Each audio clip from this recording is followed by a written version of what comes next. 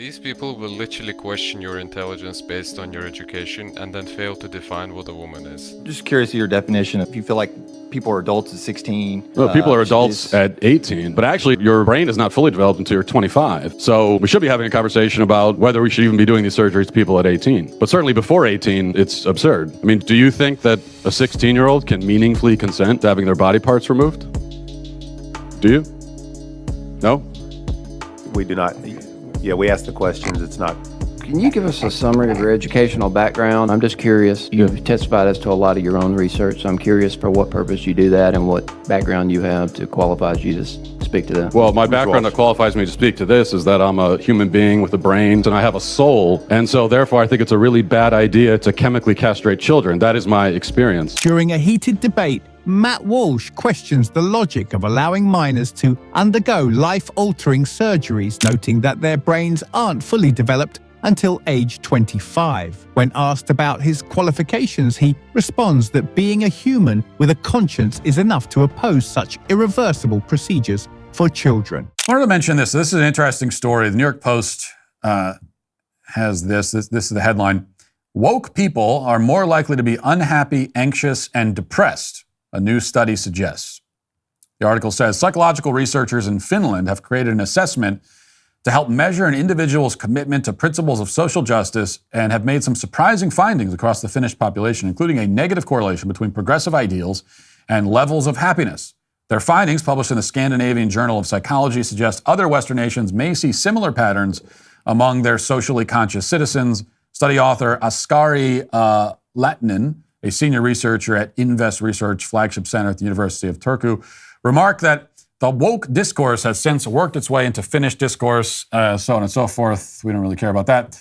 However, the most concerning finding was the relationship between mental health and agreement with the woke ideals. Specifically, researchers found a high prevalence of anxiety and depression in people who believe the statement, quote, "If white people have on average a higher income than black people, it is because of racism." More broadly, they found that those who identified as less left-wing were most likely to report lower mental well-being. Now, so this is interesting. There's a sort of an obvious chicken or egg dilemma here, which others have pointed to, and so you have to ask yourself: Is it that people become unhappy because they're woke, or is it that they become woke because they're unhappy?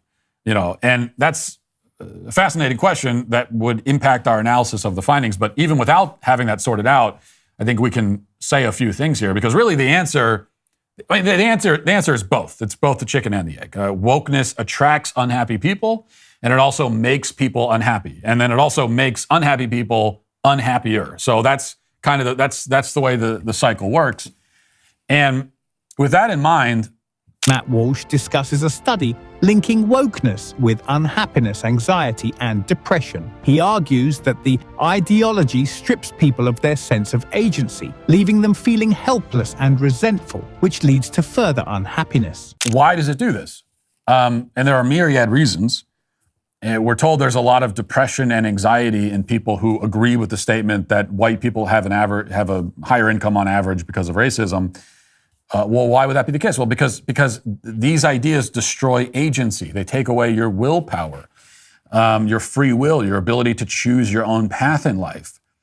Everything is predetermined by the structures of oppression and racism, according to wokeness. So if you're successful, it's because of racism. If you're not successful, it's because of racism. And that means that for the white person, this creates a sense of guilt, a sense of hopelessness, a sense of passiveness, of shame. And for the black person, it's also passiveness, helplessness, resentment, hatred, scorn. That's what all of this creates. Feeling like you aren't in control, feeling entirely swept along by the currents. I mean, that's really the source of all anxiety at some level, I would argue. And wokeness breeds that feeling. It is that feeling. The removal of human agency is the whole point. It's the whole point of it. There's always this question of, well, how do you define wokeness? And I mean, really, wokeness is just the word we're using for leftism. It's just a new term. I'd be fine going back to talking about leftism, but if you want to come up with a definition of it, you could do worse than this. It's the effort to remove human agency. to take away human agency from all aspects of life. And then what do you get in exchange for it? So you give up your sense of agency, your sense that like you are, at least to some significant degree, responsible for your own place in life. You take that away, and then what do you get in exchange? You end up depressed, passive, resentful, guilt-ridden, emasculated, all of that. So that's one thing you get. Walsh points out that wokeness attracts unhappy people and worsens their misery. He explains that the ideology blames external factors like oppression and racism for personal outcomes, fostering feelings of passivity and guilt. This, he argues, leads to anxiety and depression as individuals feel they have no control over their lives. But do you get any benefit from it? Like, why do people fall into this, given that it makes them so unhappy? Well, as you know, Easter is just around the corner. And instead of filling your child's Easter baskets with candy, consider Lux Blocks. My kids love all the different options Lux Blocks offers. They have spaceships, American flags, dinosaur cars, and anything else your kids can dream up to create. And you can also just create fun little stretchy things like this. In fact, I have, and this is really true, I'm not just saying this for the commercial, but I've spent hours playing with these toys with my kids, and I quite enjoy them as well. And oftentimes, especially my 4-year-old will ask me to create something very elaborate, and I'll spend like 45 minutes making it, and I'll hand it to her, and she'll say, cool, and then she'll immediately tear it apart, which is heartbreaking every single time. But it's not just their innovative designs, but the story of their creators, Heather and Mike, that's so important. They've invested their savings into this venture, and their vision for a better future. LuxBlock is made right here in America. They wanted to create something that positively empowered kids to think, create, and dream big. So whether you're looking for a gift for a child who loves to build or just a unique addition to your family game night, LuxBlocks is a perfect choice. Check them out at luxblocks.com and use promo code MATT25 for 25% off. That's luxblocks.com. Use promo code MATT25 for 25% off. Well, I think you do get, and I wouldn't really call this a benefit, but for the people that make this deal, they see it as a benefit. You get an excuse. You know, that's what you get. You get an excuse. Walsh also notes that wokeness often severs personal connections to family culture and ancestry, deepening feelings of isolation. During a debate on gender identity, a professor asks Matt Walsh why he cares so much about the topic. Walsh replies that he is committed to truth, children's well-being, and women's rights. At Walsh event, a trans woman who initially intended to disrupt the event agrees with many of Walsh's points on gender identity and expression, although she disagrees with his overall conclusions. Yeah, I do. Because I appreciate I appreciate everything that you said, and I appreciate your attitude. I very rarely encounter your attitude from that side of the ideological aisle. So I appreciate that. But yeah, I do think that making it simple is the right approach because, to my view, it is a very simple question. Now, if you want to get into the personal experiences of each individual and someone who's experiencing gender dysphoria, and what do we do to treat that problem? Sure, there's all kinds of personal, subjective nuances and things like that. If my child came to me and said that they were confused about their identity, I wouldn't just say, get out of my face. I would want to sit down and talk to them, and that's when you get into that becomes a sort of an interpersonal exchange, and so you get into some of those personal nuances and everything, and that's fine. But the underlying fact, the underlying reality is simple, that there are only males and females in the human race. There are no other categories. There is no third sex. It doesn't exist. Even though we hear about intersex people, an actual intersex person would be someone who has the reproductive capacities of both men and women, males and females. Such a person has never existed, ever. So what I see here is a binary system, and in that way, it's very simple, and I think that has to be our message. Yeah.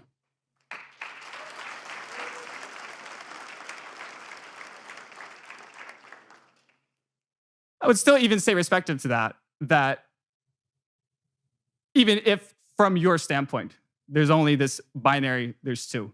There's complexities and nuances even within social navigation that still might be worth you looking into. I would also say that a lot of your facts also are off. Respective to, for instance, the first sexual reassignment surgery actually happened in the 1920s. So that's before John Money. So it's not a case that I didn't say his was the first. What? I didn't say his was the first. It was probably the first one done on a 2-year-old, but I said he was the one who invented. You started by saying you agree with everything I said, and now we're going back and you disagree. I'm a little confused now. My point is that if you have it to where you can get to a different conclusion from the same arguments, it means that there might be something deeper going on here that for people who are actually philosophers, not rhetoricians, need to be dealing with. Okay, we got to move to the next question, but let me just ask you this so we can clarify where we are. Yeah. Do you agree that there are only males and females in the human race? No. Okay, so you definitely don't agree with my conclusion then at all. No. We actually are totally on opposite sides of this question, it turns out. Okay, so what are the other categories if not male and female? The discussion revolves around Walsh's binary view of gender, which the student finds too reductive. Walsh defends his stance, arguing that the distinction between male and female is clear and unchanging, despite societal debates. Hi, I thought you had some really good points, but I just wanted to ask you about hybrids and stuff, because I'm here studying biology, and so we've learned a lot about genetic mutations and disorders and such, and there actually are hermaphrodite human beings where they have both ovaries and testicles, and that, I have it right here. It's actually a medical condition called ovotesticular disorder, and there are also other genetic disorders where people are born with XXY, XY, or just X or just Y and such. And while it may seem rare, there are hundreds of thousands of people born with this each year. And so going off of your fairy tale hybrid people, they do exist. And so I'm just wondering how that would play into your view of there being a spectrum of gender, because These are people who can get pregnant and also impregnate someone else? Yes. Hermaphrodites, they have both ovaries and testicles. No. If such a person existed, that would certainly, I would not include that part of my next speech. But such a person does not exist. Now, intersex and now the genetic deformities you're talking about obviously do exist, and I expected someone to bring that up in the Q&A. I think it's a fine point to bring up. Two things I would say to that. Number one, that actually has nothing to do with transgenderism, because when when we talk about transgender, we're talking specifically about intersex people, then we would just say intersex. But with transgender, most of the time, we're talking about men who, they don't have any deformity. They are just straight up men, clearly, and they are identifying as a woman. So even if I agreed that what you're talking about is some sort of exception, that actually would have nothing to do with the transgender topic.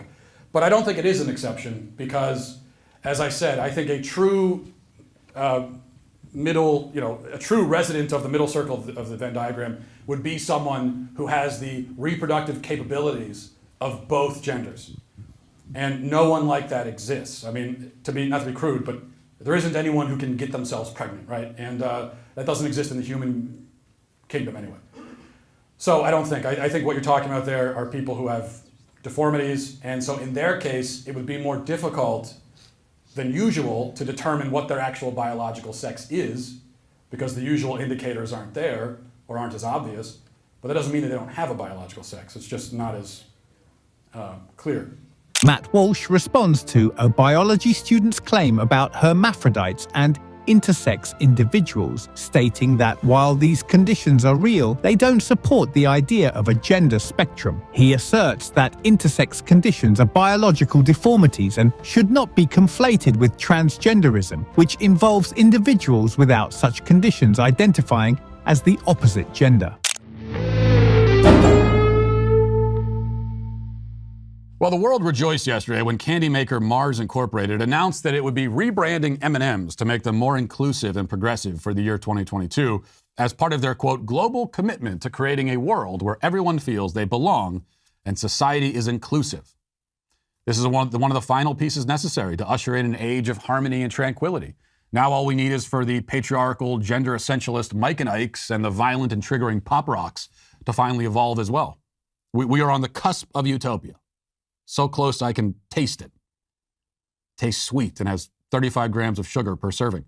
Nobody expected that civilization could be saved by junk food brands. But they've been at the front lines in the battle against bigotry for a long time, actually. It began 2 years ago when Gushers tweeted in support of BLM. They tweeted, Gushers wouldn't be Gushers without the black community and your voices.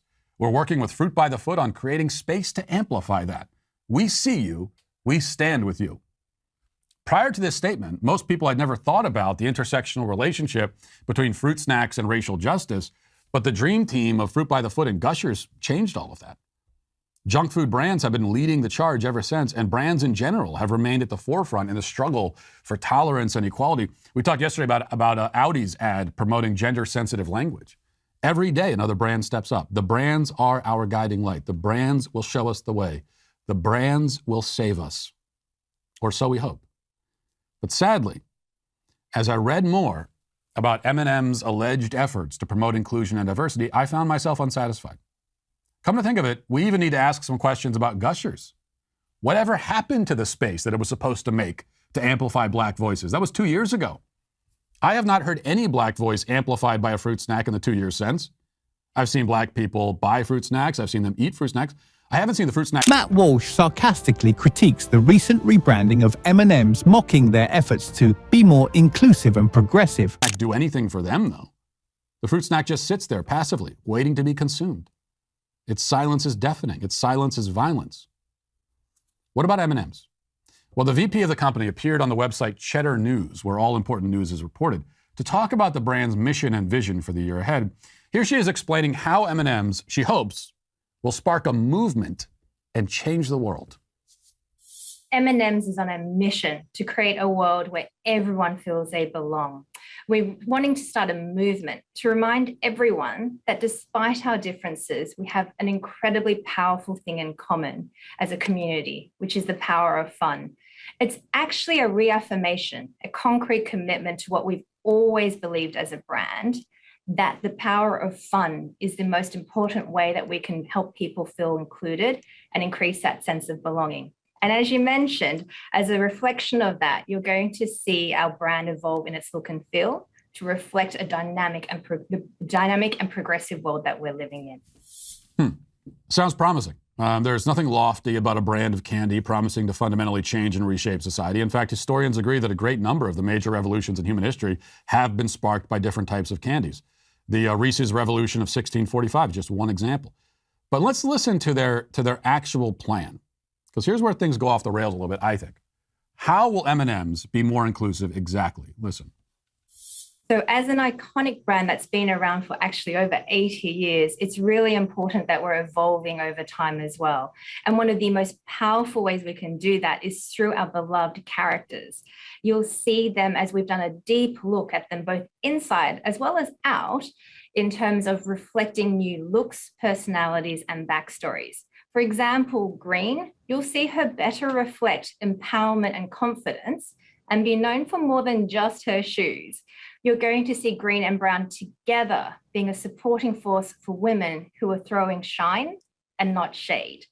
You'll also see Orange really embrace his true self, worries and all, and not be afraid to express it. We actually know Orange is the most relatable of our characters in the crew. It's based on some conversations we've had with Gen Z, which we know is the most anxious generation. And beyond our characters, you'll see things such as our increased color palette, as well as the different sizes and shapes of our lentils. And a personal favorite of mine, more of an emphasis on the ampersand.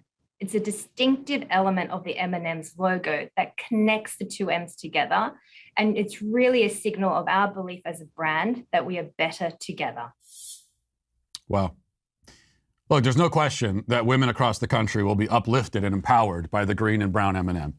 Now, the support of these two anthropomorphized pieces of candy will be crucial to women. In fact, not but a week ago, I came into the living room and Walsh argues that despite the brand's attempt to promote diversity, they fail by not fully representing the LGBTQ community or addressing issues like systemic racism and ableism. He questions the role of candy in social justice. Okay, so now we're going to look at another woke children's book. This one, on the surface, I mean, literally reading the book by its cover, it seems maybe not as bad as some of the others that we've looked at, that we've reviewed, but you never know. So we just got to, we're going to read this whole thing. It's pretty short, and I'll read the whole thing, and then I'll offer my review. So let's get into it. This is called C is for Consent.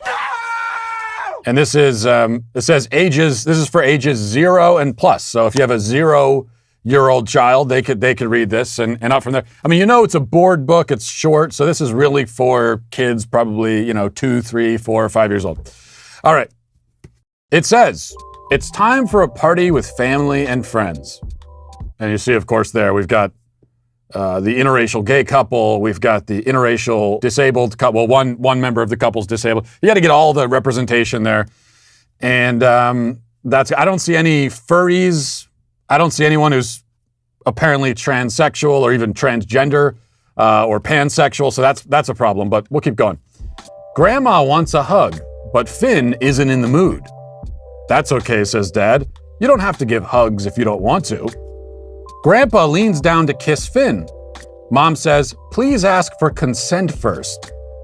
Grandpa asks, may I kiss you on the cheek? Finn replies, yes, you may. Auntie and Uncle want Finn to sit with them. Come sit on my lap. No, you have to sit on my lap. Finn says, no, thank you. My parents say I don't have to sit on anyone's lap if I don't feel like it. What a brat this kid is. Mom's friends give Finn a present. Does that mean he has to hug or kiss that person? Only if he wants to. Maybe Finn could high five or fist bump instead, or maybe he doesn't want to be touched at all. It's his choice what happens to his body. Finn is happy to see his best friend Rue. He asks, may I hold your hand? It is okay for you to say no. Rue replies, yes, you may hold my hand. Thank you for asking first.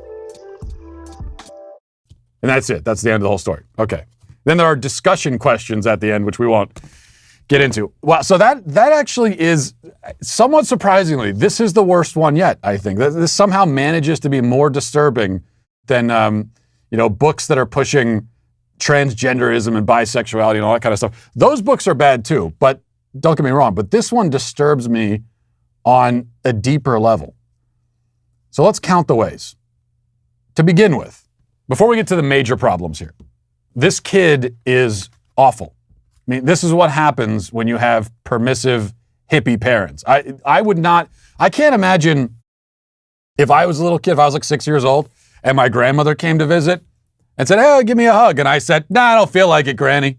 Matt Walsh reviews the children's book, C is for Consent, and critiques its message on bodily autonomy. He highlights the book's focus on teaching children that they don't have to give physical affection if they don't want to. Walsh argues that the book over-sexualizes normal family interactions like hugs from grandparents. I cannot imagine what my dad's reaction would have been. It would not have been pleasant, I can tell you. My reaction with my own kids wouldn't be pleasant in that situation. Yes, I tell them. I guess let me tell you something.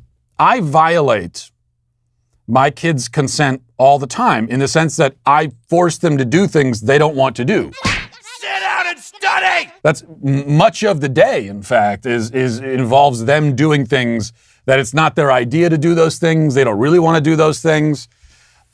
Clean their room. Let's start with that. Like, I don't get their consent for that. What is that, forced labor? Is that slavery?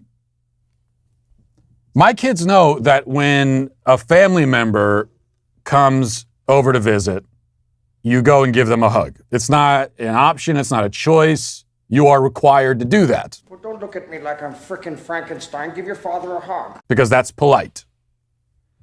But the major problem here is that the book explicitly sexualizes physical contact between family members.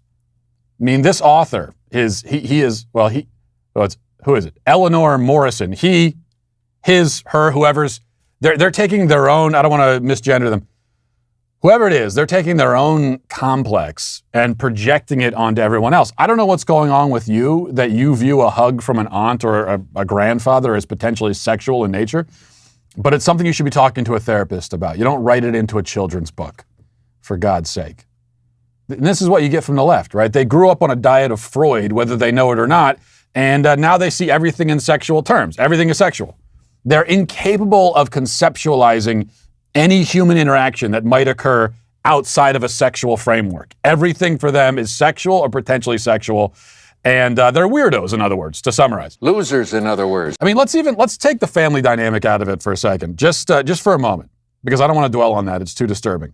Walsh also criticizes the idea that verbal consent should precede physical interaction, calling it unnatural. He views the book as part of a broader leftist ideology that frames every interaction through a sexual lens, which he finds unnecessary for children.